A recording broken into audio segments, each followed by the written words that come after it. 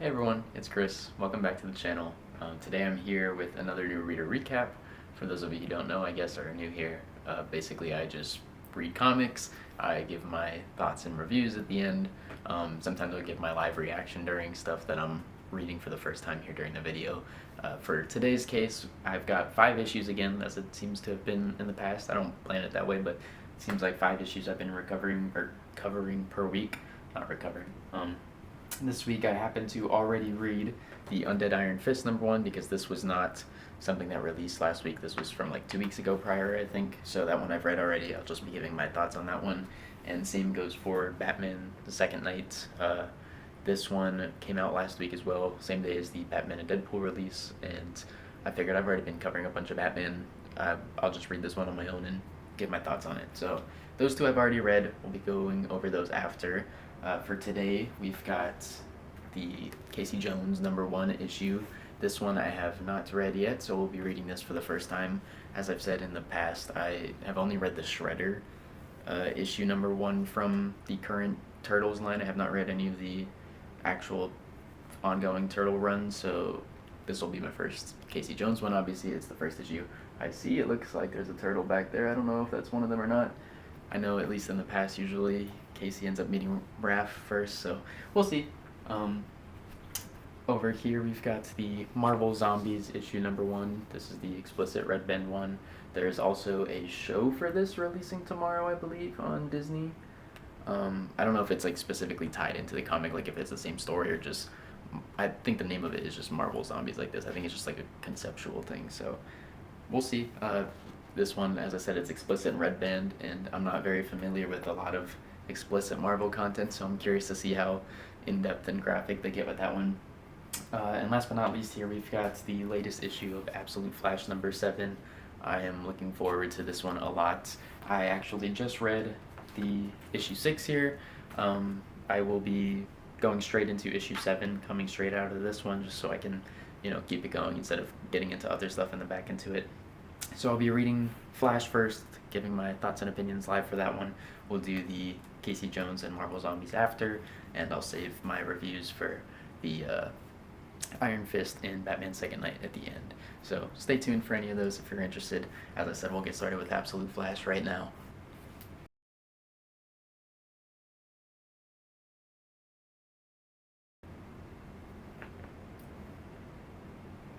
Whoa, okay. Yeah, we just got a preview there at the end. But wasn't expecting that at the last panel. That's a cool little twist. So overall, I don't know, that felt really quick. It's definitely picking up. We're getting progress. It's still not like the most incredible thing I've ever read, but like it is really good. I'm really enjoying it. Like I said, picking a favorite of the absolutes is, why even bother? But this one, I've just really been wanting events to take place, things to get to the point where they're supposed to be at, instead of this whole like cat and mouse thing with Wally and all. It was interesting in issue 6 that it was like the whole flashback thing for the Rogues, and we saw how that team got built and with Wally's dad and everything like that and what's going on. And we saw one little bit where they were asking Barry where the tech came from, because it wasn't anything that we had created for sure. And he kind of goes silent for a second. You flip the page and you see this flashback scene of Jay Garrick and Eobard Thawne, I think it was, and Jay Garrick gets pushed into the same thing that Barry falls into. It looks like, I'm guessing like the Speed Force, whatever it is. But seemingly both of them are alive from what we've seen, with like even Wally's kind of getting those weird vision flashes of Barry, or I'm assuming Barry. I'm not too sure, but then you flip the page after that and Barry's like, yeah, it's classified, I can't tell you where we get the tech from. So seemingly something to do with time travel or some alien tech or Speed Force stuff. I'm not too sure, but he seems to be in on it, whatever it is. Obviously he's studying this stuff and had knowledge of it prior to, what we've read. So he's also working with Eleanor Thawne, I think was her name. She's like the big bad, obviously, as we know who Eobard Thawne is if you're familiar with The Flash. And we're finding out, at least from this one panel here when she's talking to Wally's dad here, what they're after. and she says that basically they found God, which I'm not sure what that means. Here they are talking about some stuff here in this lab, and I don't know if we'll focus, but saying that they found God. So curious to what that means. I don't know what exactly God is or who that would be. I know Godspeed. I think the character, I'm not super familiar. I watched the CW show once upon a time ago, but yeah, I'm not too sure. Anywho, the rogues come in. They track Wally down because Wally's in like a convenience store and passes out because he's hungry and trying to steal food and gets arrested and he's in jail. Anywho, the rogues show up and break him out of jail, and before taking him away, he's like, I gotta go save Grodd because Grodd had left. And they have a tracker for Grodd, so they track him. He's in the middle of this like storm, this big tornado storm. So you've got Wally with the rogues. They bust him out, and they're in this crazy storm. All of a sudden, when he's in there, he starts getting attacked. He finds Grodd, and we find this man responsible for the storm. Now, once again, I watched the CW show Once Upon a Time. I think in like season 1, if not like one of the first characters he encounters is like a weatherman, the weatherman, something like that. Some dude that controls the weather. I don't know if this is like absolute version of him, but he kind of looks like Thor. Just old, blonde, bearded, long hair man. They fight for a minute, Wally and him. Wally's just kind of getting hit with attacks between the wind, the rain, and the lightning blast and everything. And he decides, instead of, trying to, how should I say, like, counter the lightning or defend against it, he just decides to accept it. So he gets hit by the lightning and he gets this supercharge. And he says, suddenly I'm not so hungry anymore. But yeah, that was a really cool panel. All this stuff that was happening here I thought was super sweet. This fight, we get like first real absolute Flash power right here. Some potential, like, we see what he can really do. Next page we flip. Love the colors here. This is awesome. The red, blue, and yellow. But just uppercuts him, and all of a sudden like that, he takes him out. No more storm. Just a clean hit. Fight is over. So yeah, after that, when I was just saying, wasn't expecting that. As soon as the fight's over, we get this last page here, and Wally's like, hey, I'm not going back to the lab, and the rogues are like, neither are we. Want to join up? So yes, Captain Cold asks him if he wants to go rogue with them. So pretty cool. I wasn't expecting that. I do love the team up and the idea of Flash working with some of the villains here, or anti-heroes, whatever you want to call it. So yeah, pretty good issue. I'm enjoying it still. This is a good start. I just needed to keep taking me further and further. Each issue I wanted to go more and more. So I think the cover of the next issue had like Barry on it. So hoping to get some more backstory there and learn a bit about Barry and what he's been hiding or working on or whatever the case is for him. The more and more I feel like it kind of seems like he's on the shady, suspicious side, but maybe he's doing it all for good reasons. We don't know yet. So who's to say? Anywho, good issue. We're gonna move on now to Marvel Zombies issue number 1. See you in a minute.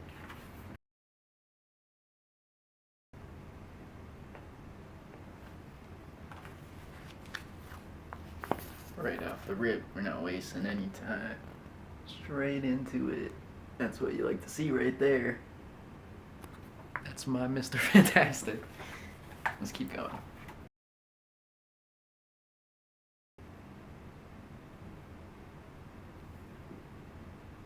Damn. What, she just did the Thor? That was crazy. I'll get into it, but wow.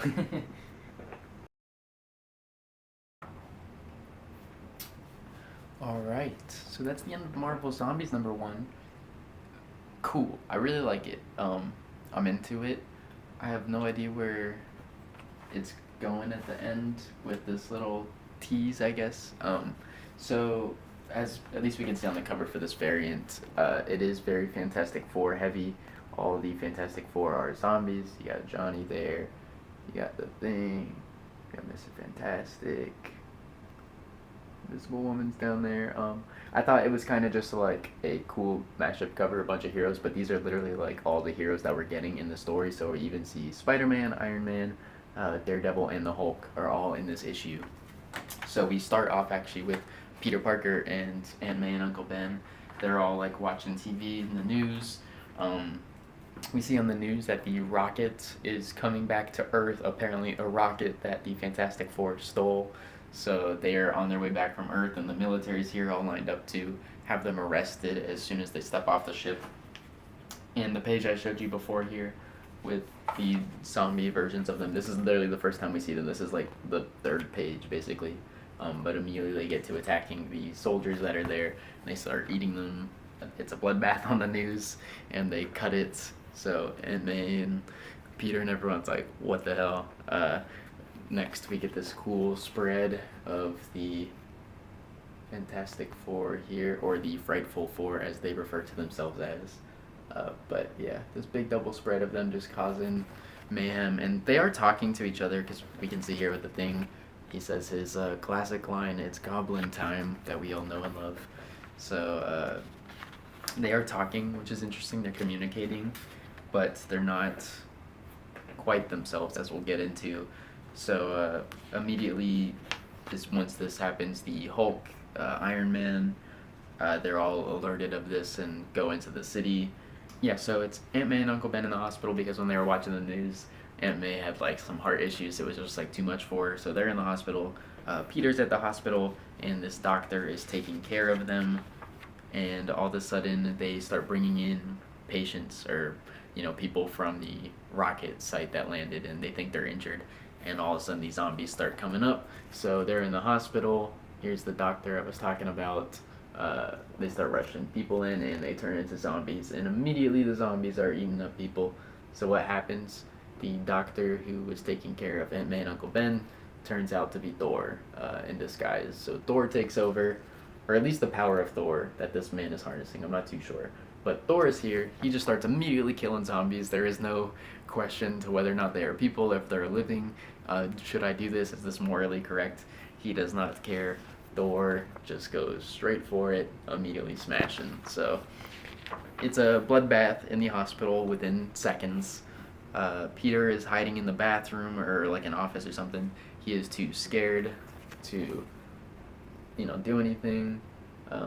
To this point, he is Spider-Man. Like, we've seen the suit, it's in his bag. We've seen him working on designs and stuff, but we haven't seen any hero stuff. So I don't know at what point, in the story, how far or how long he's been Spider-Man, anything like that. But a bit more frightful here than it seems he typically would be.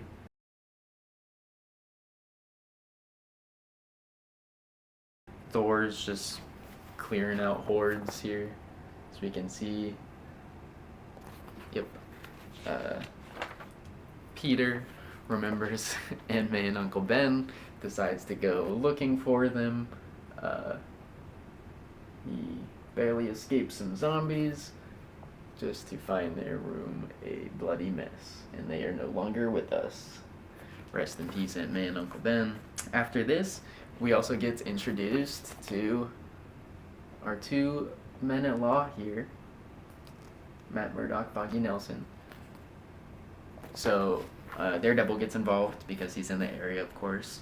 The Fantastic Four the Frightening Four, whatever I said. The Frightful Four round up a big mass of zombies, people that they've turned. And as I said, they talk, like they're communicating. Reed Richards is kind of going on a big speech to all his zombies, letting them know, this is just the beginning. We're gonna keep growing from here. We need to be a unified group of whatever, not like a big just mess of zombies. So there is some intelligence still, but it's not Reed Richards, because as we'll get into, the other heroes start showing up: Iron Man, Hulk, Thor, Daredevil. They all start showing up. Daredevil in his yellow suit, by the way, which I just thought was cool. Get down here, he shows up. He's got a yellow suit on. His Iron Man suit's pretty cool. It's old, but it's gold. So they're fighting zombies and everything like that all together. The only thing is that when Daredevil shows up, he's like, hey, don't even bother trying to, give a speech to these zombies, to the Fantastic Four, because they literally don't have a heartbeat. There is no heart to appeal to with your words. They are dead. So whatever it is that is taking them over, or taking over them, it is not them, obviously, as it seems they are no longer alive, but whatever's in them kind of has their memories, and they're not like they're using their bodies and their identities, but for whatever reason, the only source that Matt brings up that he can hear is their stomach. Something is coming from their stomach. It is just like this never-ending hunger, this like rumbling. So all the heroes are fighting the zombies, including the zombie Fantastic Four, but they're each doing their own thing when suddenly Thor down here goes to attack Invisible Woman, and she catches Mjolnir here, his hammer, in this bubble. And this is when my jaw dropped and I turned to the camera because she catches the hammer and then she catches him in a bubble and then she squeezes him real tight in that bubble and pops him. And just like that, Thor was dead. So, yeah, that one kind of got me. I was not expecting Sue Storm to just pop Thor in a bubble like that. That was pretty nuts. Like I said, I don't know if that was like legitimately Thor in disguise or just a guy harnessing the power of Thor. So if Thor could come back as someone else, I'm not too sure. But I just thought that was crazy. Regardless, next page immediately, Hulk rips Reed Richards apart when he's trying to stretch around him and stuff. It doesn't kill him, unfortunately, but the Thing has this moment with him, kind of points at him because he's like, it's not over between us, we didn't even get a chance to fight. So yeah, Reed Richards, after getting ripped, he's like, yeah, maybe this is a bad idea, let's retreat for now. Everyone backs off, they leave, and like I said, the Thing kind of gives him one of these. He's like, you and me, Hulk, we're gonna get our chance. So yeah, the heroes are like, well, not much we can do right here in this very moment. We got to reassess, figure out what to do, because we obviously have not dealt with zombies before. And then at the very end, we see a defeated Peter Parker walking away down the alley in his Spider-Man suit. So at some point, he'll come along, I imagine, and team up with the rest of our heroes to help. We'll see. Like I said, I don't know exactly where they're going, because here on this last page, we get this little dialogue of the four here. They're all talking, and they very clearly have some type of plan to be working on. Apologies, a helicopter just flew over if you can hear that. So we get a little bit of just kind of the motive, I guess, of the four. And last but not least, the part that kind of threw me off the most here was just randomly we cut to the Silver Surfer. He is out in space surfing, says he is just, doing his thing, exploring the stars, and suddenly he reached a part of space and the stars are gone. So why the stars are gone, what that has to do with anything, because obviously the Fantastic Four came back from space in the rocket. Typically what would just have been superpowers, but now they're zombies. So not sure what's going on in space. I'm curious to see Peter's character and kind of how he develops or grows, or what he's going to be like compared to your traditional Spider-Man. But yeah, seeing the zombie versions of these heroes are really cool, and I like that they still have character to them and they're not just like brain dead, mindless things in a superhero body. But I like the hospital scene, seeing them the break out with all the people and zombies. It's just immediate bloodbath, and all the heroes are fighting together and taking them on and stuff. So it was cool. A good little just random Marvel event. The explicit content was definitely there.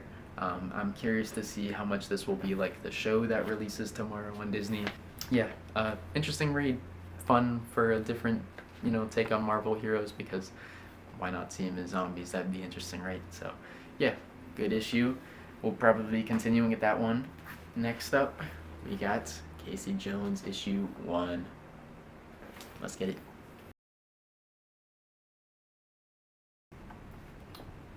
Alright, so that was Casey Jones number 1. Pretty standard stuff, I'll say. Very straightforward. As someone, once again, who has not read any of the current Turtles stuff, doesn't seem like you need a huge knowledge of it, at least for knowing the characters I am able to follow. But there was one little annotation here to the issue number 5 of the Ninja Turtles run, referencing something I guess that happened in there.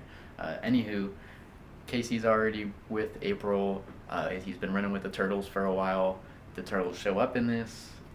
It seems kind of standalone-ish, like we're following Casey, obviously, but it's just a couple events that take place in a park. There's the purple dragons that show up, and they're like, thugging on this little mutant girl, and Casey shows up and beats them up and saves the girl, and the turtles are there to help. They're the ones who actually kind of show up because Casey started to get his butt kicked, and they help save the mutants and Casey. Here's that right there, the four of them making their appearance. But yeah, they're just in the park fighting thugs. They save this little mutant girl named Annabelle, and clearly there's something more to what was happening. It's not just like a bully scenario, and this is just some harmless civilian or child or anything like that. So they help the girl, and Casey says, I'll walk her home and try to get some more out of her. So they're walking home. We find out that this little girl's father is a criminal. He smuggles illegal goods, whatever that means. It seems like some type of mutant drug that they're taking that gives them powers. That the guys in the park end up taking. It's like a little eyedropper, and he put some stuff on his tongue, and he was just super strong all of a sudden, which is why Casey was getting beat. So whether the girl's dad has something to do with that, not too sure. It's not like anything super crazy or out there. It's very grounded, and I know Casey's just a young man, but as far as like big overarching like city threat stuff, I imagine it's gonna stay pretty grounded like this. A lot of like street level stuff, but we'll see. I am curious how just Casey heavy it's gonna be versus Casey with the turtles and April and everything like that, because they set up some stuff here with like Raph obviously being a longtime friend, and that Casey is like pushing himself too far, and Raph's like, yeah, you gotta lay off, take a chill pill, which is funny coming from Raph. So, Casey's like, screw y'all, I'm my own person, I can make my own decisions and do what I want. At the very end here, we've got, I'm guessing this is Hob, a different look. I'm only familiar with the IDW, the like big hardcover series ones that I have out there on my bookshelf. So he makes an appearance, but yeah, next issue we've got Raph on the cover with him. So I'm assuming turtles are going to make frequent appearances. I'm curious with the Shredder line, how eventually those will link. Hopefully, I'm assuming the three of these will kind of be tied in together all on the same, run or universe, whatever. They're all coming out at the same time, so we'll see. I think the Shredder one definitely interested me more than this one. Like I said, it's just very surface level right now, which is fine. It doesn't need to be some huge, crazy multiverse story scale, anything like that, obviously. But it was very good. It was just very straightforward, and a little bit more of the turtles than I was expecting right off rip, for sure, which isn't a bad thing. But yeah, I'm excited to hopefully learn more about Casey. We'll see how this goes out. I'll definitely check out the second issue and see where we go from there. But overall, as a series, yeah, I'm iffy right now, so we'll see. So yeah, that's it for the new issues that I have to read. My thoughts on each of them. The last two issues I have now to discuss are the Undead Iron Fist and the Batman Second Night. So we'll start with the Iron Fist one first. So I gotta say, right off rip, this one I will certainly be continuing to read in the future. This one was really cool. I don't know anything about the Iron Fist other than what I saw in the Netflix series, pretty much. I've played some video games where Iron Fist is a character, but never like a main character or anything. Obviously, he's never had his own game or nothing like that, at least not to my knowledge. So a lot of it comes from the Netflix series, which a lot of people would probably not be too happy about, but I'm sure I'm not alone in that, at least. Anywho, I like the character enough that I was like, let me check this one out, because this is a standalone Iron Fist comic. It's a #1. I don't know anything about him. This one seems a little different because it's the Undead Iron Fist, which, what does that mean? Is, it's just another Marvel Zombies scenario here. But no, it's not. To be honest, I'm not sure what it is yet. It's kind of a mystery right now with this first issue, which I enjoy. So immediately we start off with Luke Cage, which I was like, cool. Immediate tie-ins with some other, New York heroes here. But Luke Cage is no longer a hero in this situation.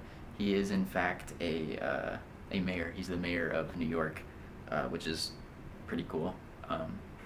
Also, at the beginning here, we have this banner here that's on fire with some purple like text box narration, and it's basically saying that like addressing Iron Fist here, it directly says, "Go forth and settle your score, but know this, your time is short." And the bottom of this Iron Fist banner here is on fire, so it's burning up. So immediately we're kind of set up with this like time frame, this urgency. I don't know how long this story is going to be, but I can't imagine it's going to be super long. I love the art, by the way. It's the art here. Let's see, we got Fran Galan. I'm not sure. The artist, Jason Liu, writer. Shout out to the artist. I love the visuals in this, the feel and way it looks.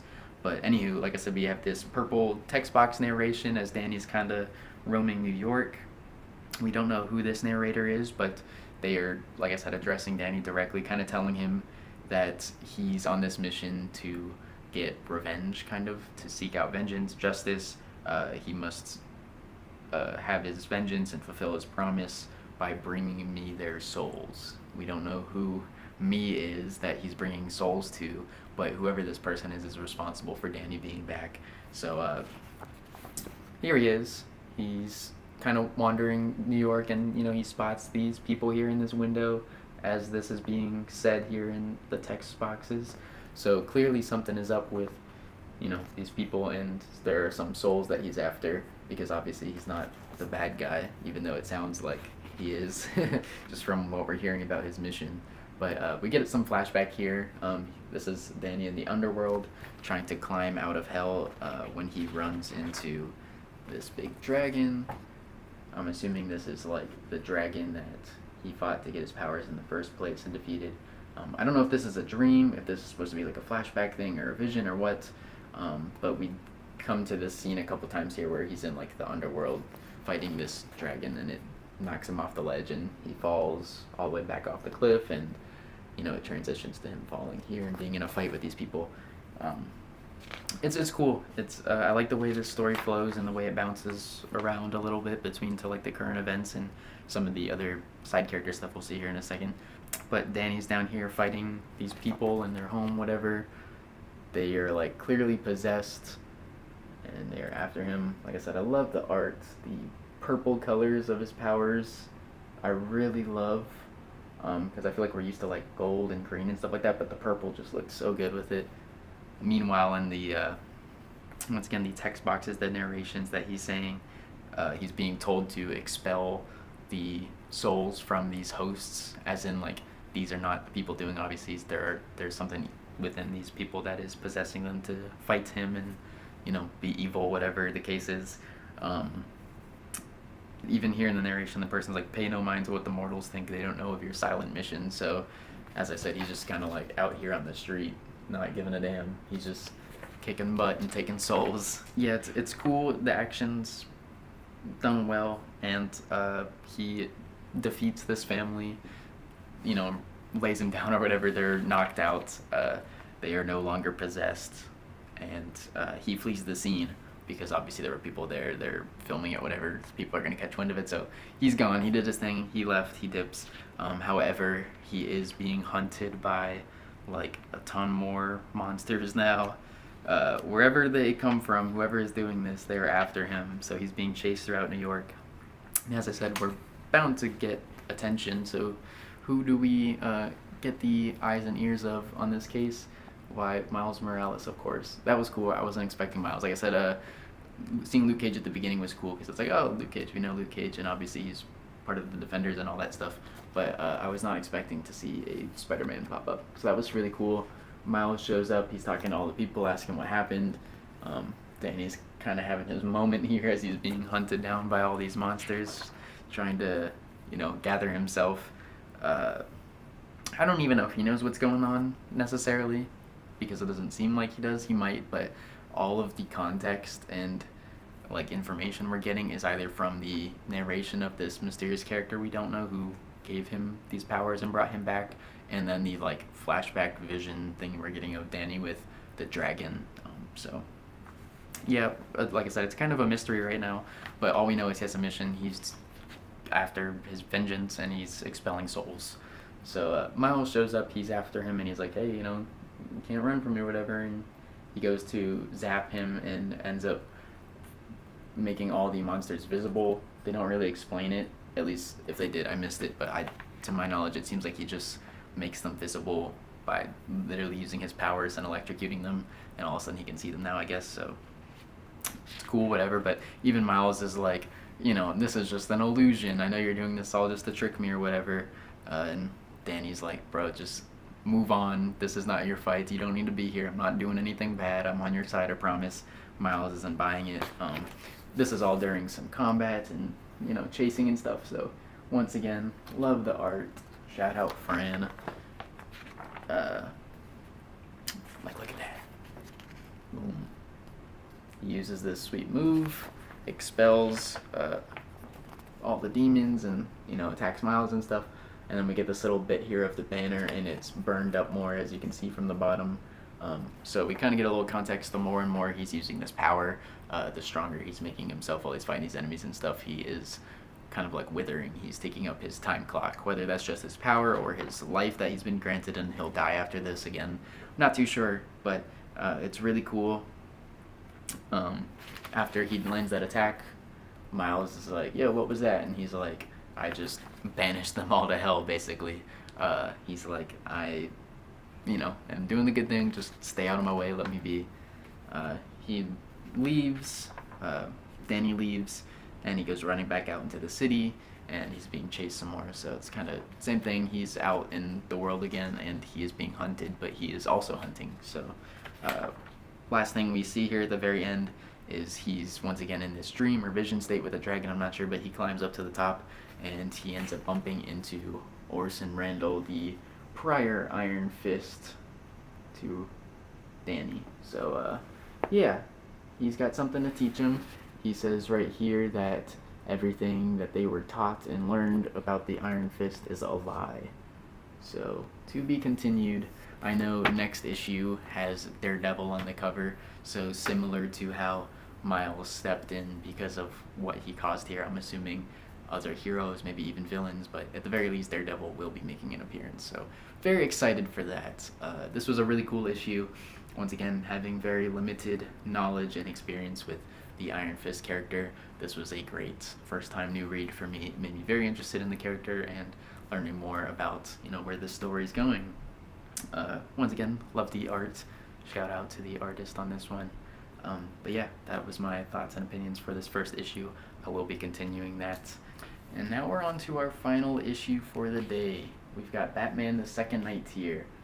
So this, as I said, released on the last week with the Batman Deadpool drop. This was another new #1 that kind of snuck in under the radar. I felt like, at least I didn't see a lot of people at my local shop grabbing this. I was there like ready to open when everyone was there grabbing all their Deadpool and covers and stuff like that. But I saw maybe like one other person grab this. I really liked this one. I thought this was a super cool read. Once again with the art, the art on this one was gorgeous. For those of you who don't know, this is DC Black Label. This is Batman in the 1940s during World War II. So a lot of no tech or low tech, just very like rugged, grounded Batman, and we see kind of what Gotham was like back during the war. So we have familiar characters here. We have Batman, of course. We've got Jim Gordon. We've got, spoilers I guess, but Lois Lane even makes an appearance. We got a couple different familiar faces. Kind of how we start off. There's going to be a lot of detail in this one to show off, but a lot of the cityscape and stuff like that. We see a soup kitchen. One of the guys who's running the soup kitchen goes walking out at night. He leaves, and he is captured by this man in this purple hood. He takes him and ties him up inside this bell and rings the bell, and yeah, he kind of explodes the man by ringing the bell, crushes his head in the bell. So right off the rip, pretty graphic stuff, pretty dark. I was like, oh, okay, we're going there already. Cool. Very heavy Batman story. Immediately we're jumping straight into murder and police work, and then only several pages later are we introduced to the Batman. That's our first shot of Batman in this story. Looks very cool, very menacing. Maybe some people might think the cowl is a little goofy looking, but I kind of like it. I'm not gonna lie. Yeah, it's a little bit of what Batman looks like. It's the ID of the guy that he took from the church bell. But basically, the person on the radio or the cops or whoever, I forget who it was, someone was mentioning to Jim, like, hey, maybe we should get the Bat involved. And, you know, they're like, why would we do that? He is, you know, he's done. He's on his own thing. We don't work with him. But obviously, mass murder is out and about. Stuff needs to happen because the cops aren't taking care of this. So, introducing Batman. That's where he comes in once we've got our story set up. Once again, we're in the 1940s, kind of old tech. Just thought it was cool. We see him here, like, tying up his, like, battering grapple thing with, like, rope. No like, launcher, no gun, no crazy tech, just rope and some metal battering. He's going after some information on the guy who was murdered at the soup kitchen. He goes to stop and see this guy who runs a women's club, I guess you could say. He gets a little bit of information there, goes to see one of his friends. He's talking to this guy and gets a little bit of more information.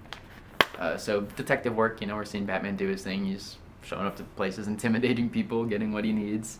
And then we cut back to our killer, who's kind of like in his lair, I guess, doing his thing. He's working, and all of a sudden someone shows up. Mystery. We don't know who this is talking to him. All of a sudden our killer starts freaking out and panicking. Something wrong is happening. Sorry, when I do this, I'm doing my best to show you what's on the page, but in all honesty, I have no idea what I'm showing you. It's hard to tell from the back side of it. I can't see the camera, but he starts showing fear. He's scared, and that's because Scarecrow is here. Scarecrow is the mystery figure who shows up and is like, hey, we are going to work together and take care of this. So we cut back to the town here. We're at a train station. This girl shows up, and she's there to meet Bruce Wayne, who is picking her up. Now, Bruce in this, that we learn, is like a recluse. He's still very rich. He just lives in his mansion and stays to himself. No one rarely ever sees him. But we know that this girl who is picking up is here in town for a big premiere of a movie. This is like a worldwide premiere of this movie that's happening for the first time, and it's happening in Gotham, which is, you know, a big deal because whatever happens in Gotham, it's a nightmare city. Anywho, this movie's happening. Bruce is funding it. Bruce and this girl are together, and they're going to go to this movie premiere together. We also see this reporter who shows up. As I said, spoilers, Lois Lane, we find out. This reporter's here, makes notes of Bruce and this girl, because, hey, that's interesting, but then she looks at a newspaper, and she sees the Batman title, and we know, like, oh, she's here for Batman. We see Bruce is at his manor here with this girl. I keep saying this girl because I forget her name. I'm sorry, it was a couple days ago I read this. But Bruce is with her. It's not Selena Kyle. And she's just the star of this movie. And she is the only other person besides Batman who knows Batman's identity. She knows Bruce is Batman. That's this conversation they have because she's like, oh, we gotta get you out. We gotta do more stuff together.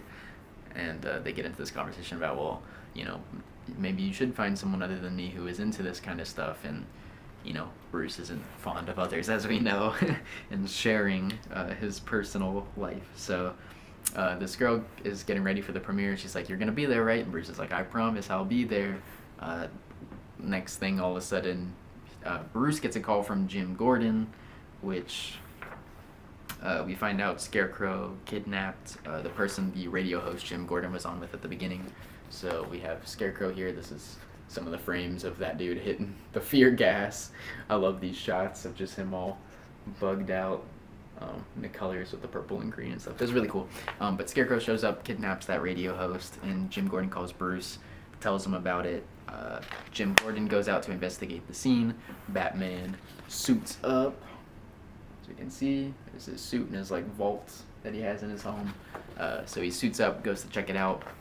When he shows up at the scene, these two cops are talking, and they keep saying how Jim has not shown up.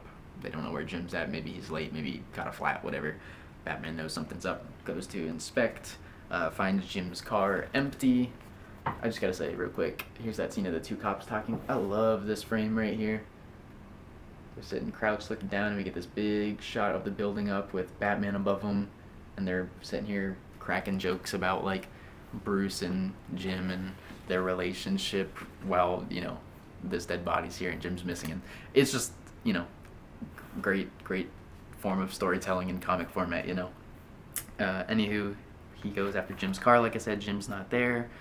We find out Jim was kidnapped by our murderer from the beginning in the mask, and he is working with Scarecrow to put on a little show for our movie premiere goers.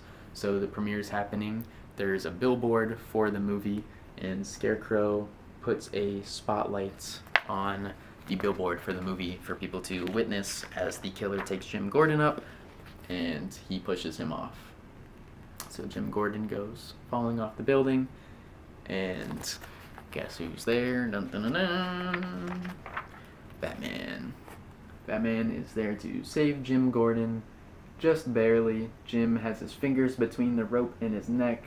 It's the only thing kind of keeping him from being strangled.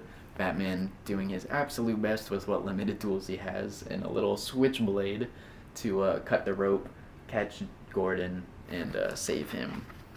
So Jim Gordon is at least not hanging from the building. However, we don't know of his condition. He's kind of just out. The reporter catches witness of this and confirms the existence of Batman, and we see a new interest being formed there. The killer shows up, starts firing, just open firing at Batman on the side of this building, open firing down on the crowd of people below. Another helicopter flying over. Lois helps. She throws a brick at the spotlight that was pointed up there to like get rid of the show and stuff. Batman then goes on to fight our murderer, which, to be honest, I don't know if this is supposed to be a murderer I'm familiar with. He's just in like a black shirt with a purple hood and a noose around his neck. He wields this axe, big double-headed axe. So I'm not sure who that is, but he's cool. It just reminds me of like a Jack the Ripper thing, like old back in the day murderer, just hacking up people and stuff like that, just brutal murders. Anyway, he's fighting Batman. Seems like all is going good, and Batman is winning all the way up until Batman finds that he was stabbed. Boom, right there. Batman was stabbed in the abdomen. He's on the ground, struggling, as the murderer is about to chop him in half. Also, meanwhile, our movie actress, our movie star lady who was with Bruce, is in this car trying to flee the event when Scarecrow drops a fear gas little pellet into their car, and the fear gas is going off, and the driver and this woman are freaking out. The driver thinks they're being chased by choppers, as she puts it, and they veer off the road and go flying. So we just end on a cliffhanger there. Bruce did not make it to the event as he promised this woman he would.